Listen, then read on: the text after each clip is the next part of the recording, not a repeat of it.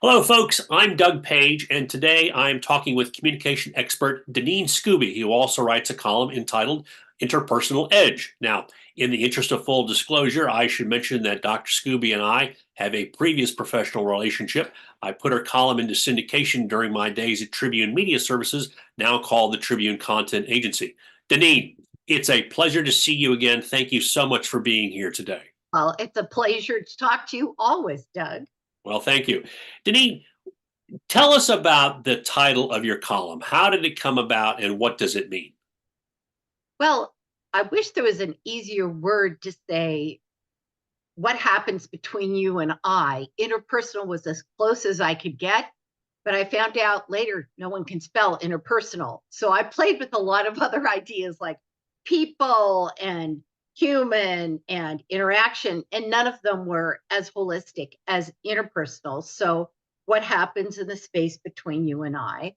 Edge could mean two things. One is it gives you an edge to have interpersonal skills, particularly today, but also to develop them, you have to develop a relationship with yourself. So it takes you to the edge of your former knowledge of yourself and often causes you to have to revamp how you think about yourself and others and how you operate. Okay. You hold a PhD in psychology, but what was it that you saw or you experienced that made you decide that communication was something that you really wanted to focus on? Well, I was passionately interested in both psychotherapy, so individual counseling. I've had a practice for 3 decades. And I was also very involved in the corporate world. And on the corporate side, I found mostly consultants were MBAs that didn't understand the depths of human beings. So they would come up with rational solutions that were a foreign skin graft that wouldn't stick because they didn't relate to the emotional problems. But therapists seem to be in an ivory tower of just admit your feelings. And that's disastrous often in personal and professional relationships. So I couldn't figure out why nobody was hybriding it. And then I just figured, therapists like being in an ivory tower and MBAs like to talk about the head. I really wanted to hybrid both. And there was no Dear Abby for the workplace, as you know. Sure. I think it in the world that writes a syndicated column that is about workplace relationships and how to navigate the hardest part of working, which is other people.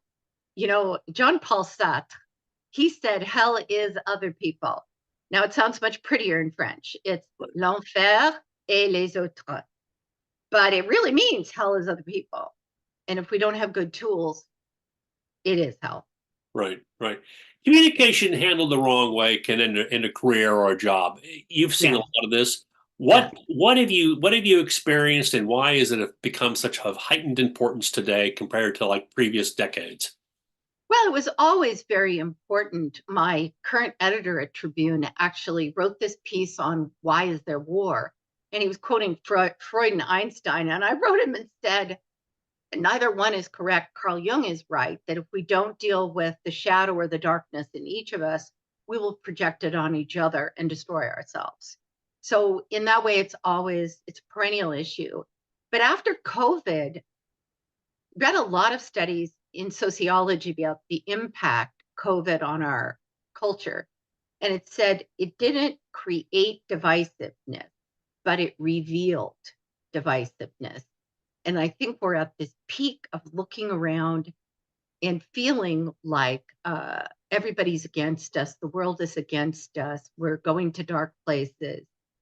People's sense of optimism and resiliency and power, that we have the power to make our lives what we want it to be. It's very low right now.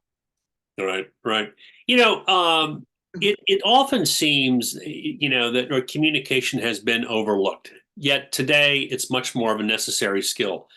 What have you seen in the course of your career that has taken it, say, from modestly important or not important at all, not a skill set that anybody needed to develop, to today just being that much more critical in order for somebody or an organization to go ahead and succeed? Well, organizations are the sum of each person in that organization. So the more emotionally healthy. I mean, millennials get a lot of crap, but they do have one really good point, which is that the quality of our life matters. And I think millennials in some way are revamping workplace in a way that women did after the Second World War. When women went into the workplace, they wouldn't put up with conditions that men had put up with. So I think millennials are like that too. They won't put up with conditions that baby boomers put up with. They want life balance. They don't want to never see their children. They want good relationships. A lot of people that come out of my corporate work into my practice now are millennials. Baby boomers still come too into my therapy practice, but I see a lot of millennials that are, even the men, very personal growth oriented. They want to be responsible for how they show up in the world, the energy they bring, and how they treat themselves and others. It's hard to treat others well if you treat yourself poorly. Right. When you're dealing with people who are like new to management, what's the biggest stumbling block or trip up that they make when it comes to communication? Well, there's two. One is they don't realize they just were elected to become the mother and father of the team. And all the family issues that these people had with their mother and father are going to get projected on that manager. So you have to understand to not take everything personally, because a lot of what your employee is going to struggle with you has to do with old history they have and they don't know about, which means you have to learn how to paraphrase, repeat back in your own words what someone says. You need to ask a lot of questions, be Columbo, be very neutral. Don't ask targeted questions like, so what you're saying is you're a picky little person that doesn't want to work. You have to be very, like, so what you're saying is you would like to come in for 2 hours a day and you would like a job that provides that. Is that right? And the last thing is make I statements. So if you talk about yourself, you'll never get in trouble.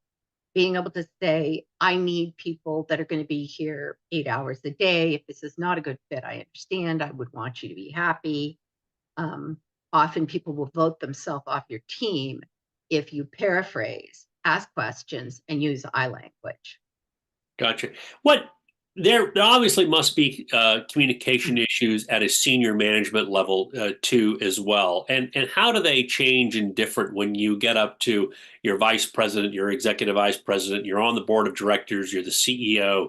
How do they change there, and what happens there too as well? And certainly the stakes must be higher. Oh yeah. Well, the stake is high for each of us in terms of having a high quality day. However, people at the top feel less powerful than people at the bottom. And they're confused why people at the bottom don't realize that they have to make their board happy. They have to make the public happy. They have to make their customers happy, and they have to make the employees happy. So often the person or people at the very top of a company feel like they have less power than everybody else. They also are confused that what they say is heard as dictate. So if they come into their team and they say, good morning, everybody's like, yeah, I'm having a good morning. Really, I am. Yeah. And they're petrified. And my CEOs will say, what's going on? I'm like, because everything you say is weighted very heavily. So it's very lonely and hard top because of those two factors. You often have less power than people at the bottom. And what you say is weighted so heavily, which means you have to be very surgical with your language. Sure, absolutely. And then add on to that, you've got the stock market too as well, which is going to respond to a press release or to how the CEO is coming across any particular issue as well. You've got a global community, so you're not just talking to Americans; you're talking to the world. Right. And boy, that's a whole industry in itself to understand how do you talk to different cultures and what is and is not helpful or effective. Do you see through the years of your practice and everything that you've been building up along the way, when you think about communication styles, women have them, men have them. How do they differ, and then how do they complement one another too as well? Well, there's a lot of smack talked about either gender in and out of the workplace. Just ask anybody who's been married. Sure. My husband says all the time, we really should have a handbook for women. I'm like, yeah, for men, right? And I do a lot of work with married people, and I also do a lot of work, individually and with couples. And it's fascinating to me how those differences, when they're translated, make people get along better. Like when men understand that the joke that men marry women and hope they won't change, but they do. But women marry men and hope they change, and they won't. Yeah, there's a basic thing. So women tend to flatten hierarchy. We don't, when I first got my doctorate, I didn't say Dr. Scooby. And my husband finally said, why don't you use Dr. Skube? I'm like, well, I don't want to make myself stand out. That's a typical woman. And the first time I made a phone call to a CEO that I was working with, and I said on the phone, this is Dr. Skube calling. She goes, wait just a second. And she goes to get the CEO. When I called and said, Daneen's calling, I never got that response. So men do better in the workplace because they understand how to create hierarchy. They understand how to sell themselves.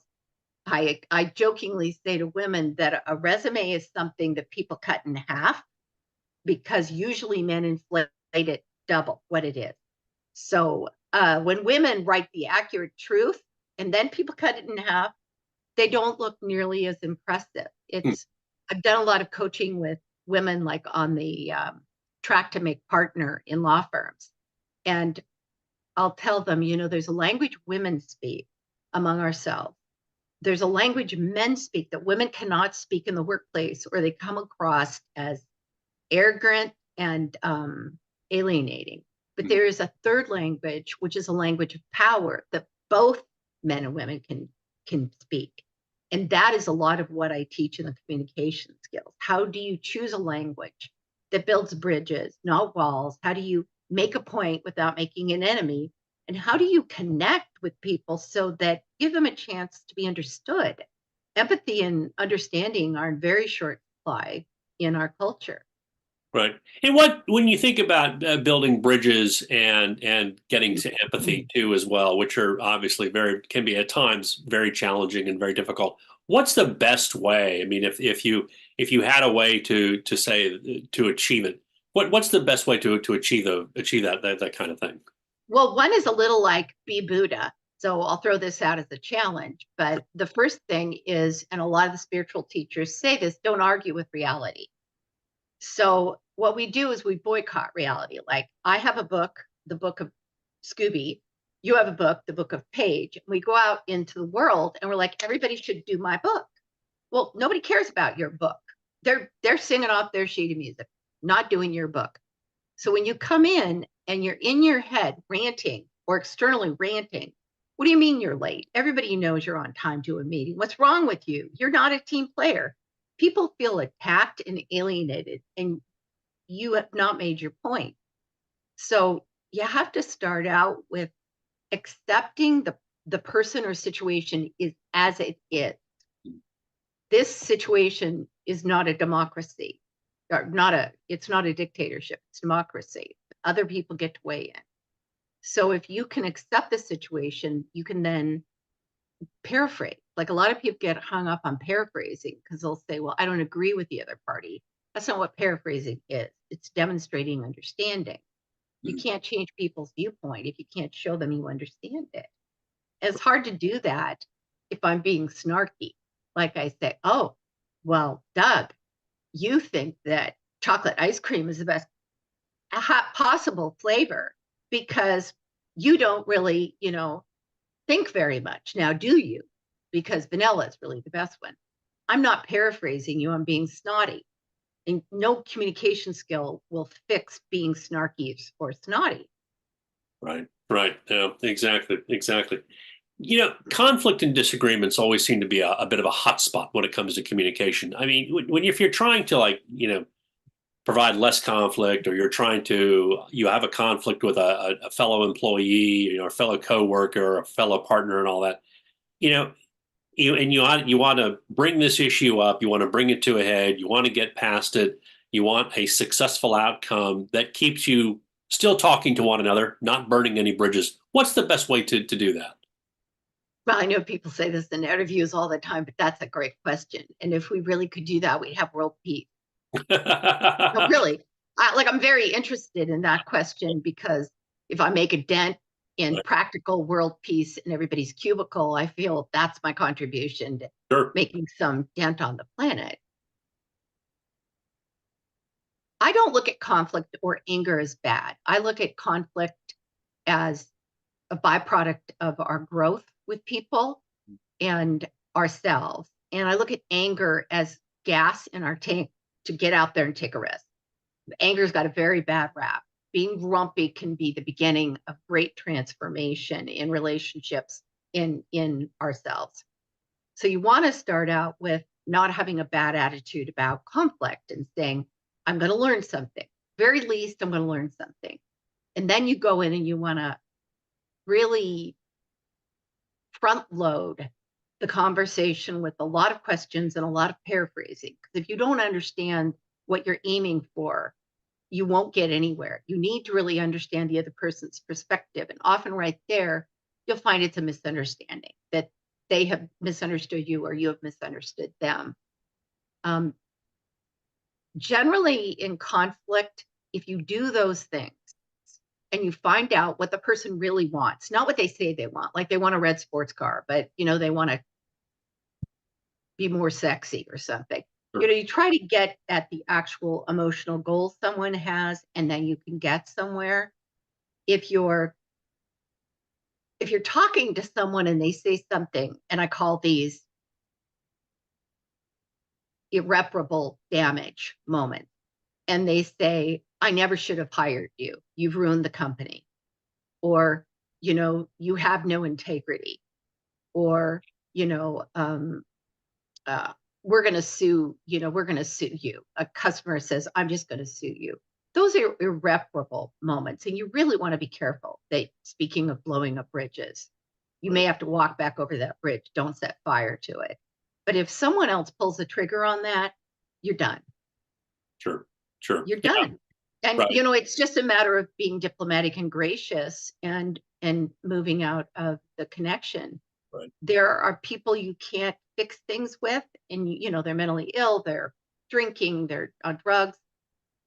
You can't fix everything. And so part of knowing these skills is knowing when to walk away, when the healthiest thing is to walk away. I remember in a previous interview that you and I did a number of years ago, where I was writing a story for a monthly magazine in Massachusetts. And we were talking about what's the worst thing that a woman could say to a man, and what's the worst thing a man can say to a woman. And you mentioned here, and just pardon my French, you said the worst thing that a man can say to a woman is that she's a bitch, and that the worst thing a woman can say to a man is that he's incompetent. Does that still hold up to this? Yeah, that still stands. Like, men worry greatly about adequacy. I mean, all the locker jokes about size of privates. Yes. It's based on that sense of, I want to be competent. A lot of the exaggerated masculinity in teen boys is wanting to be seen as competent. Girls don't care about that. Girls want to be popular. So boys want to be powerful and competent. Girls want to be popular and desired. And these things stay beyond just high school. If you really want to stop a woman cold, say you're being insensitive, you're being selfish, you're being mean, say the same thing to a man. A lot of men will go, that's fine, I can live with that. But if you say, you did a terrible job, that was shoddy work, you're sloppy, now you've got a war. You tell a woman she's incompetent, she'll go, really? Why? What happened? Let me redo that. They don't care. Yeah. Does a woman have a harder time being considered a mean person? I mean, does this do something to her that it doesn't? You mentioned that a guy can accept being I'm tough, I'm mean, right. but you say this to a woman, it's a whole different ballgame. It sounds like, if I'm correct. Well, not if they're my female clients or my female clients that coached in corporate America. My clients don't care. I mean, there's two ways to roll in the world. One is your ego, which is, I need to be seen as good, competent, right. How many people fight fights to be right? How many wars have been fought to be right? Yeah. The holy wars that go on where everybody wants to be right. if instead you're looking at coming with what I call the effective elective, like, if you don't like me, that's okay. However, I might say, is there something you want? Is there something I'm doing that's not working for you? If you could ask me to do something that would be helpful, what would it be? So you can call me any name in the book, and I'm going to say, okay, so what I'm doing isn't working. What can I do differently? And I'm not going to be offended. If I'm offended, I can't be curious. Curiosity and effectiveness go together. The ego and ineffectiveness go together. So the more we walk around with a big fat ego, we've got political examples of this too, when people come in with a huge need to be right and admired and important, it can be really problematic for them and for the people that follow them. Right. You said in one of your recent columns that the more we talk, the less people listen. What do you mean by that? Well, a lot of my clients want friends as adults. And I'll say, if you want friends, do mostly listening and asking questions, because most adults aren't interested in what you have to say. They're not interested in you. Right. So if we walk around and we want to be understood, think ego, and we want to be important, some of my clients are working on what I call being nobody and nothing. And at first, they're very upset that they would be nobody and nothing. And these are powerful people in corporate America. But they find that when they walk in and they can afford to be nobody and nothing, they can see what's going on. They can hear what people are really saying. They know when to act and when to sit it out. They know what to say when they speak up because they're paying attention. The Buddhists say, when you walk into a room, be what the space needs. Become what the space needs. How can you do that if you have this very rigid identity that needs to have all the attention? Right, right. You talked in one of your columns, you mentioned the term solution talk. What were you trying to get to in that particular column and in your answer there too as well? Well, a lot of people do problem talk. Right. So they call and they say, hey, Doug, I want to talk to you about something. The last few meetings we've had, we've meandered. We haven't stayed on point. I didn't know what you were going to talk about with me, and I wasn't clear. And so it was really kind of confusing. Do you hear what I'm doing? You're going to nod because you're a polite gentleman, okay? But really, it's like, wham, wham, wham. Let me get out the little violin. Now, if I say, hey, today, before we start, let's go ahead and talk about what you want to cover and what I'd like to cover and how we can best do that. And let's kind of talk about an agenda and then let's launch into our talk. That's solution talk. I come in with an idea in mind. In consulting, I'll often say to employees, don't ever go to your manager with a problem. Go with a solution. Managers hear problems all day long. We hire people if we are management, not because they are perfect, but because they solve problems. Sure. So if your solutions are us as an employee, you will rise to the top. If you solve problems that your bosses care about, sometimes I have people go rogue and they run around trying to solve problems they care about and they get fired and they can't understand why. It's not fair, but you need to pay attention to what your bosses care about as solutions. What problems do they have? Right. In another one of your columns, you wrote about, I guess people sometimes feel anxiety about asking questions in the workplace. What is it that people fear about asking questions? Well, remember I said about the big ego problem, right? Yeah. So you don't want to look weak, stupid, incompetent, inadequate, particularly if you're a male. Sure. And it's funny how often people will hire me as a consultant. And I realize once I get in the door, nobody has any idea what they're doing.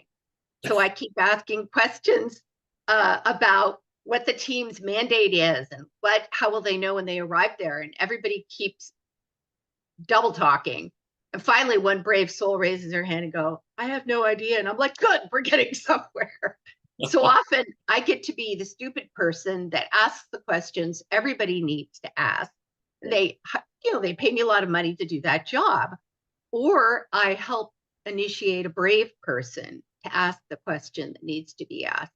So if you're willing to say, this may make sense to others, but I'm not clear, what exactly is our budget for 2024? Well, it probably hasn't been spelled out. If you don't know, and you ask, speaking of solutions, how do we solve problems we don't even know what they are?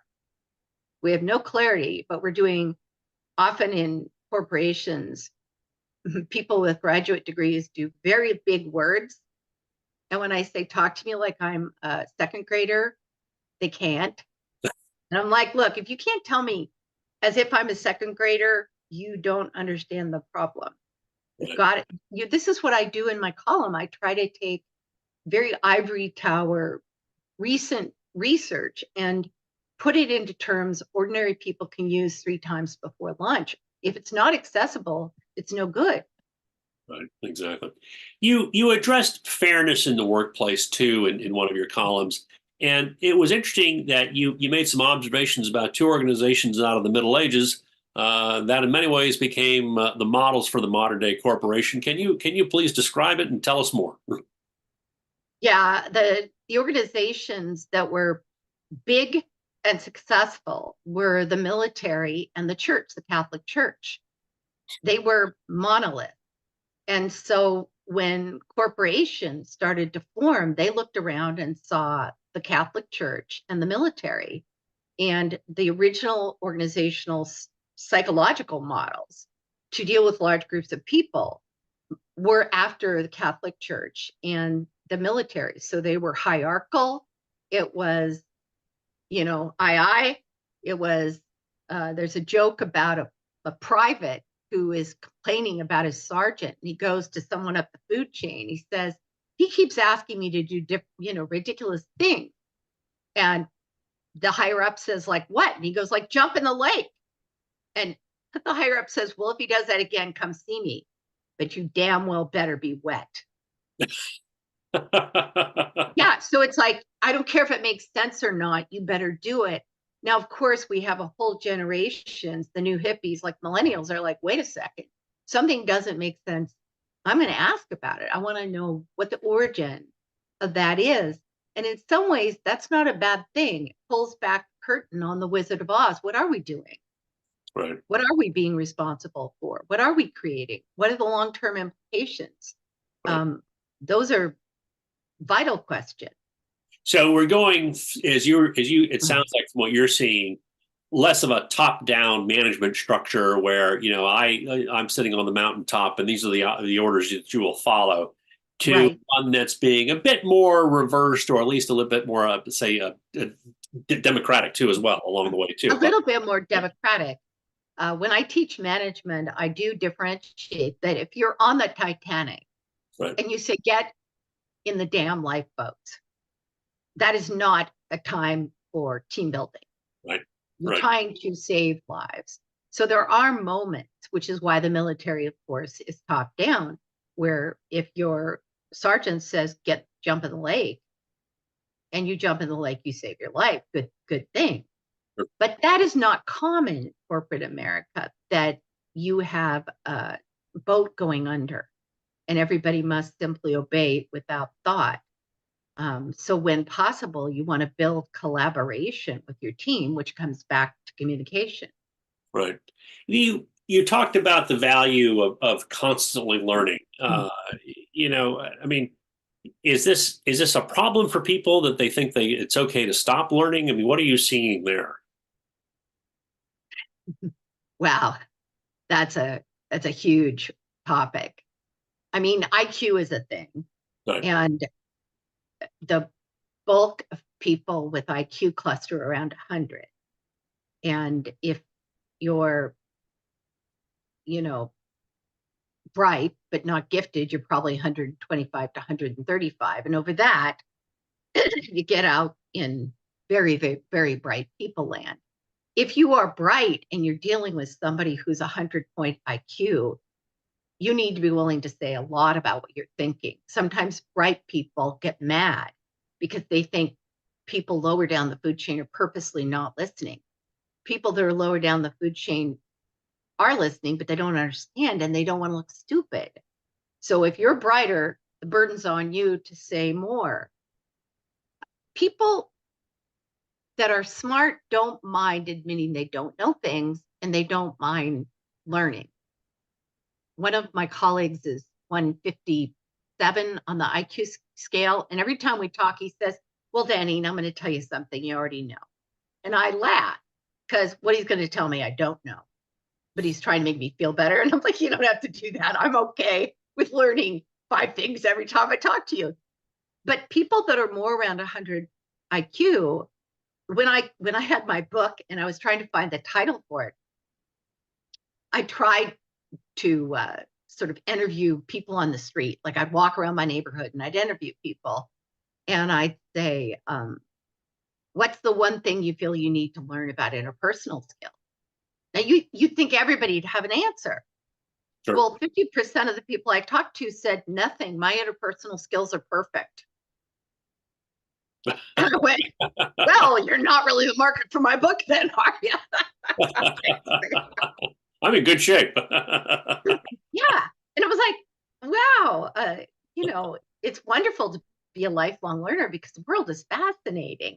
Right. Every day you walk into this lab that is set up for you for free of irritations and liberations and revelations. Like, it's all out there, free of charge. And it's called other people. So it can be hell or heaven, depending on how you handle it. Right. Exactly. You've been at this a long time, Daneen. I mean, clearly there's something more here than just a job. There must be some sort of passion here for communication. Can you just tell us what drives your passion for helping people improve their communication skills? You crack me up because your questions are so broad. Well, they talk about the difference between a job and a vocation. And for me, from the time I was really tiny, I was fascinated by the way people work, the way I work, understanding it at a very profound level. I was one of the first people to sign up for Psychology Today when I was like 12 and the magazine came out. I read every fairy tale in the Seattle Public Library. And then when I was done, the librarian goes, have you heard of mythology? And so then I read all the mythology, because it was legends about how people should be smart and wise and how we should live our lives. And then I got into all the psychology books by the time I was 12 and 13. So it was always fascinating to me to understand that. When I was in college, I would go up to the rafters in the University of Puget Sound and look at these really old books on all these topics. And I was looking for the answer to life because somebody had clearly found it and written it down. I wanted to find it. I was 17, 18 years old, And one day, as I sat in the middle of the dusty library reading yet another fascinating book, it occurred to me that if I found that book, the answer to life, I was too young and inexperienced to understand it. And so I really needed to go out and live my life, and live my life from the inside out, not from the outside in. And that if I was willing to do that, I would not just liberate myself, but I could probably liberate others. One of my early therapists, when I was 20 years old, I said, this is what I want to do. I want to go out and do this kind of work with people where they really get to know themselves and they see the power and the freedom and the tools, and they can blossom in the way that they are meant to. Do you think that's a job? And he chuckled and he said, I think if a soul is brave enough to go out into the forest of original experience where there are no freeways or no roads and carve their own path, there will always be people who are willing and interested in learning from that person. It was a great answer. That is and he's one of my first mentors. That is a great answer. Well, Daneen, thank you so very, very much for your time today. It's always a pleasure. You're so welcome. And we certainly look forward to putting your column in the magazine at SD Metro. So thank you so very, very much.